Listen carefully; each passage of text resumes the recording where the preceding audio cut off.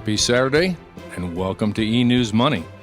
I'll be your host, Jim Robb, and you're listening to the K-Jazz Radio Network. We're going to have several business topics today we want to get into, and I'm going to start this thing right off with one of our favorite topics in this state for the last, at least 5 years since the bust, and that's real estate. The article that I'm going to talk about a little bit is from Realty Track, and it was written by the Realty Track staff. But I think this is really critical because every time I go someplace, all people talk about is what's the value of my house or what's going on with the mortgages or this. And I thought, you know what, let's get some data. Let me throw this out here for you. So here we go. More than 10.7 million residential homeowners nationwide are deeply underwater. Oh boy, there's a surprise. However, according to Realty Track, another 8.3 million homeowners are on track, interesting, to have enough equity that in the next 15 months they could sell their home. And this is according to David Bloomquist, VP of Realty Track. So I'm going to get into a few more statistics. It's going to be a little bit boring, but if you hang in there with me, you're going to understand where do you sit in this and what does this look like if you're thinking about going out to buy a house or you're in your home and how do you get out of it. So 8.3 million homeowners have loan-to-value, which is called LTV, loan-to-value ratio, from 90 to 110%, which means they either have 10% equity or they're underwater by 10%. They have between, like I said, between 10% equity, 10% negative, 18% of all homeowners in the U.S. at the beginning of September. 10.7 million residential properties with a loan-to-value ratio at least 125%, and folks, that ain't good. That means you're underwater by at least 25%, represented 23% of the U.S. homeowners with a mortgage. Now, down to 11.3 million deeply underwater properties, down from 12.5 million to 11.3, representing 28%. So I guess if we look at this thing, it's getting better, and that's good. More than 126,000 properties in foreclosure process nationwide had a loan-to-value of 100% or lower, which is kind of interesting because you think they'd have something in it. And that represents 24% of all homeowners. The highest foreclosure rate with equity, and these are the states, Oklahoma 54%, Hawaii 51%, New York 47%, and Texas 46%. States with the highest percentage of deeply underwater homes, loan-to-value of 125% or higher. Here we go. This has really blew me away. You can't find Arizona. Imagine that. Nevada 46%, Illinois 40%, Florida 40%, Michigan 38%, Rhode Island 34%, and Ohio 31%. Which I couldn't find Arizona. It wasn't in there. So I guess we're doing a lot better than we thought. A couple of other things, and this relates to the wonderful state of Arizona. There is what's called SkySong, which is down at Arizona State University, and it's kind of buildings that have been built as incubators for our entrepreneurial projects for software and that come out of that. And I didn't even know this. So USAA, which is out of Texas, but they have a huge call center down in down south in the Phoenix area, and they have just sold, their equity to a company in Tucson of SkySong, which is, by the way, if you ever get a chance to go down there, it's a beautiful complex that ASU does for companies that are starting up. They incubate them down there, and the resources that ASU does and other Arizona Commerce Authority and other people that try and help these get started. That's what SkySong is. I've been there, and it's really a cool complex there. Actually building another building right now. Sticking with the real estate theme on the Phoenix Business Journal, Christina Hansen. So this is CoreLogic is coming up with the data. Metro Phoenix foreclosure rate. Here we go. So CoreLogic measures the percentage of homes undergoing some stage of foreclosure process versus what we would think of is where you're going to do it for all homes. So not just the homes with mortgages. The percentages here are just for homes that are in foreclosure. So right now, we've dropped to 23.6% in June, down from 36% last year, a 34% drop in foreclosures in the last year. So, I thought that was pretty good. Then I was trying to figure out where do we stand right now as far as foreclosures, because my gosh, that's all we heard about for the last 5 years. So how do we rate within 24 major metropolitan areas? And Phoenix was in the middle. It's tied for 12th spot along with 3 other markets, Los Angeles, Sacramento, California, and Washington. I assume that's D.C., which is kind of interesting. Now, folks, we've talked a little bit about real estate. We've talked about some of the good things that are going on, but this is really kind of interesting. For those of you, and this is a very positive thing, I want you to get your checkbooks out. I want you to think about this, but I found a home for you. It was in the Phoenix Business Journal, and Christina Hansen had this article on it. And I went through and I looked at it for you, and I think you're really going to like it. It's $15 million, and so we aren't talking a lot of money here. It's a mansion in Paradise Valley. And I don't know if you can get the family in there. I don't know if this is going to work or not, but it's 16,500 square feet. It has 6 bedrooms, 12 baths, a 12-seat theater, and a $1,500 or a 1,500 bottle wine cellar. So with all the foreclosure news, I try to end on something in the real estate section that's a little bit positive. So I'm sure these people would be more than happy to entertain any types of offers on that $15 million house. I'm sure there's some more expensive here, but I'm having a little trouble finding them. So anyhow, that'll give you some data on the real estate section.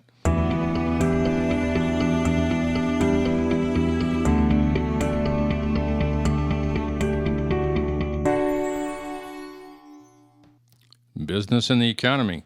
When I did the Ministry of Business radio show before we cut over to eNewsMoney, what I tried to talk about were resources that were available to businesses, and I am still a fan of the Arizona Small Business Association.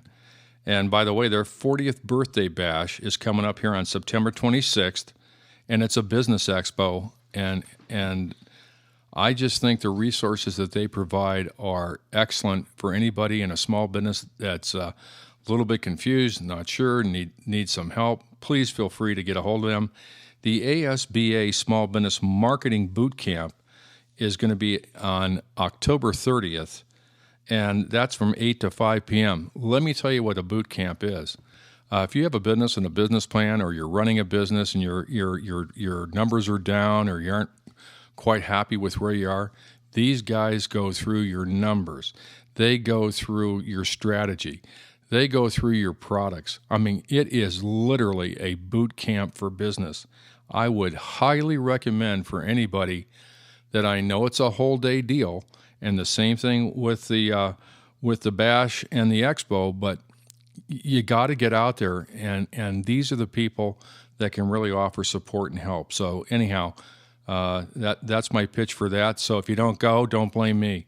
Northern Arizona Center for Entrepreneurship and Technology, that's another one for Northern Arizona. We don't have, you got SCORE and a few other things, but up here in Northern Arizona, there's not Yavapai College, and some of our local colleges have some resources, but this is an incubation that they do for startups, which is an affiliate with NAU, Northern Arizona University.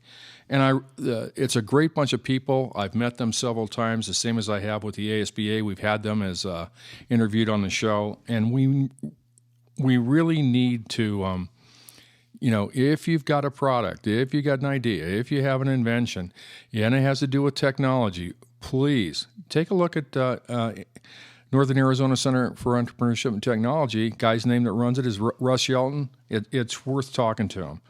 We're going to jump into right now. I got to get into this.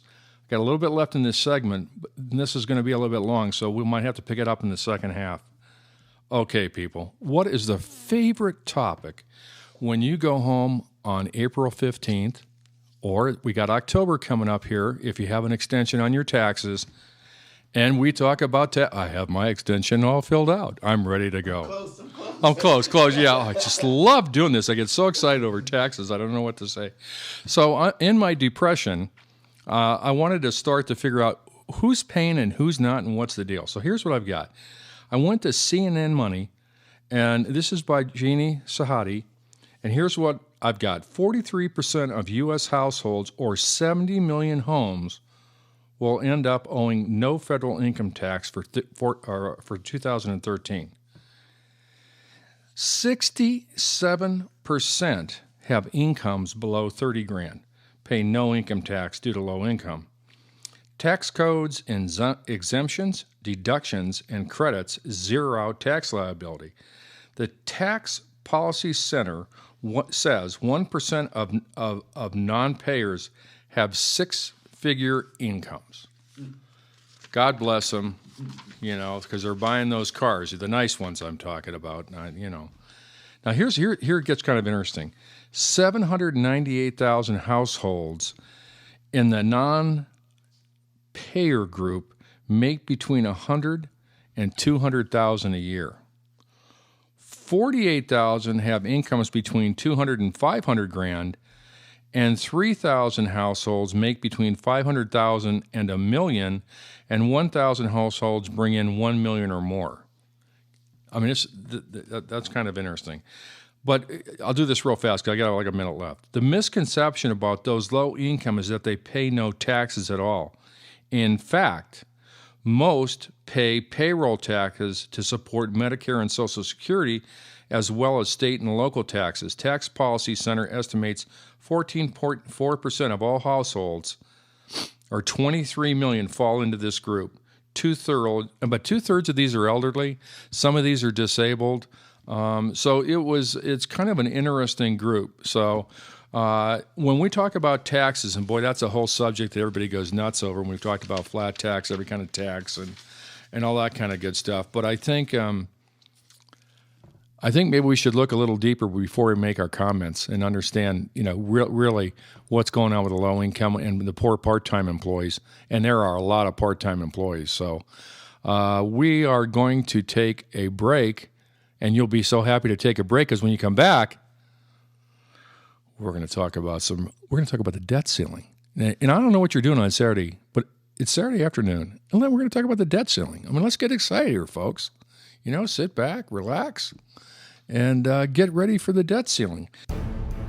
You're listening to eNewsMoney. My name's Jim Robb, and hey, if you want to contact me, you can reach me at jrobb, R-O-B-B, at eNewsMedia.us.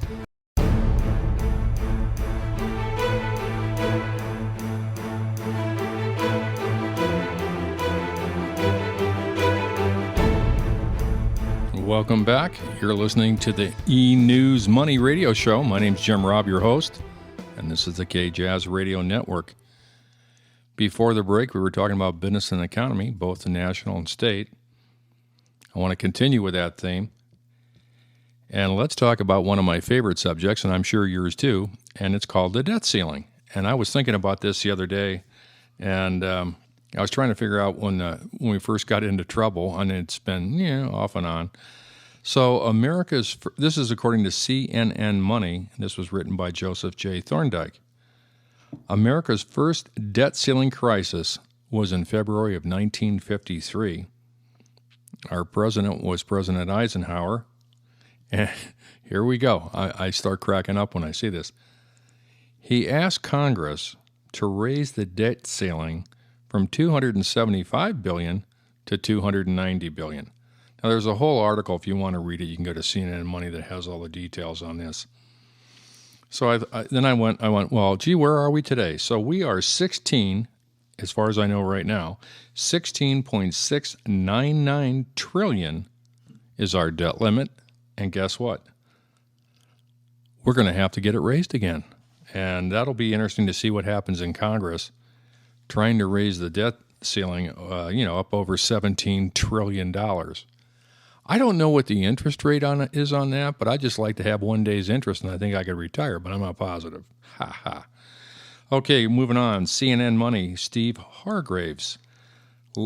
This was an interesting article. The labor participation lowest since 1978, and I didn't know what that meant, so I want to get into this thing and try and figure out what he's saying. The official U.S. unemployment is falling, not necessarily a good thing, was the highlight of this. The percentage of people over 16 who either have a job, are actively searching for one, fell to 63.2% in August, and then the last time it was that low was in 1978. So the reasons for the decline, let's talk about this. Retirement of the baby boomers. I'm surprised they still have their money to retire, but God bless them. I'm happy for them. Fewer students that work. Main reason is lack of good jobs. I went, wow, that's kind of interesting. There are 90.5 million Americans who don't work, are not part of the labor force. This excludes kids under the age of 16, non-civilians such as the military or in prison, which, I don't know if that would be considered they might be counting that in the workforce. I don't know, because don't they make license plates or something? So I guess that would be a part-time job. And I better check on that for you folks out there. I think our prisoners are probably about 21.8% of the workforce in the United States today. Now, I made that up. That's a joke. 40 million are not trying to find a job. Can you imagine? 40 million people are not trying to find a job. They've given up looking, or they could be rich, they could be disabled, there could be a bunch of other reasons, but 40 million people stop looking for jobs. So when we look at these types of statistics that we've seen, and it goes from 7.3 to 7.2, I think the thing that always amazed me, and I don't have factual statistics in the front of me, but so many of those jobs that we're creating are part-time jobs, and they are not full-time jobs.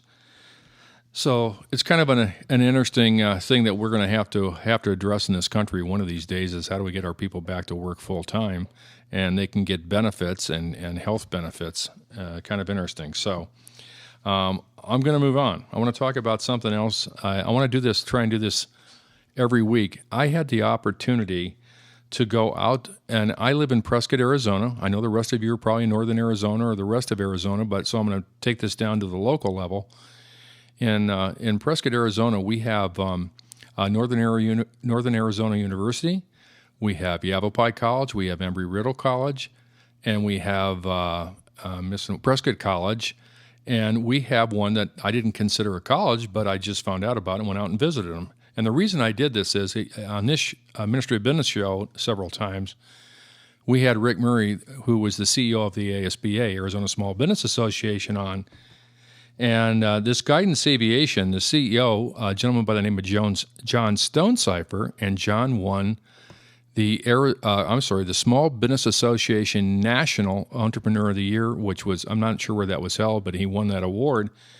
And I kind of wanted to go out to Guidance and see what are they about and what was so exciting that he got the state award and got the national award. So I went out and met with Dave Roy, who was the Director of Flight Operations, John Stonecipher, the CEO, Nancy Armstrong, the CFO, Guy Rogenson, who is their media person, and he has his own company called Inventist Media, and we spent some time together.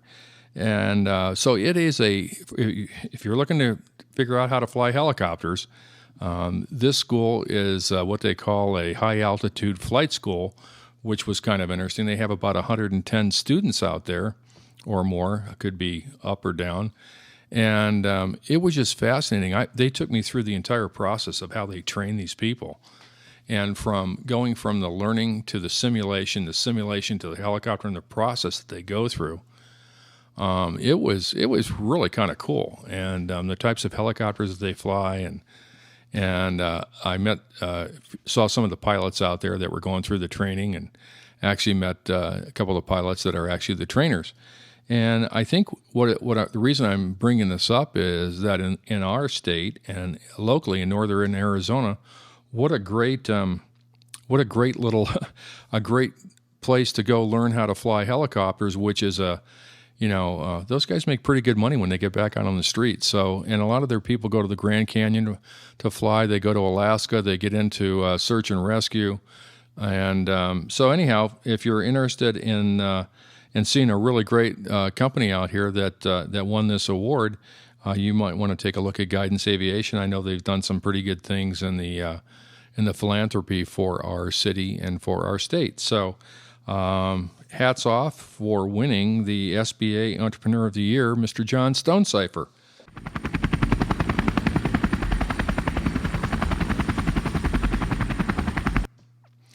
So again, keeping this local, what I mean is to northern Arizona and our beautiful city of Prescott Valley, Chino Valley, Dewey, Humboldt, and continuing with the education piece. And I mentioned it, but I want to say it one more time.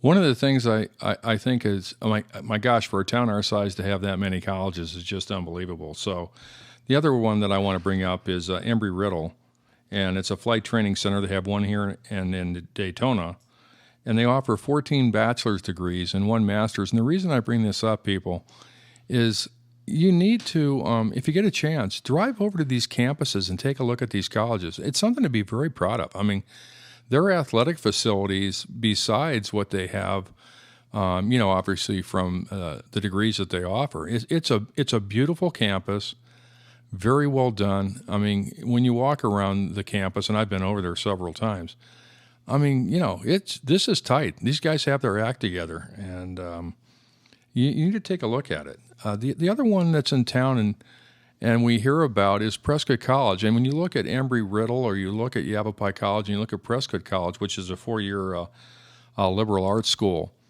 some of the things they have for the environment and the environmental programs that they have, they're just unbelievable what these kids are doing. And I mean, you need to go over to the campus. You need to take a look what Prescott College is doing and how that affects the environment and what it does for the nation.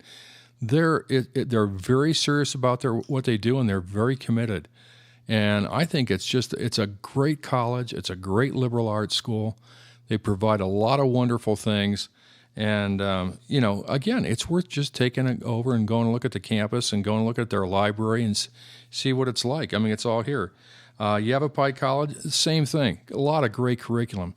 Actually, I'm in the gaming industry, and I have been. They just came up, and they're teaching kids.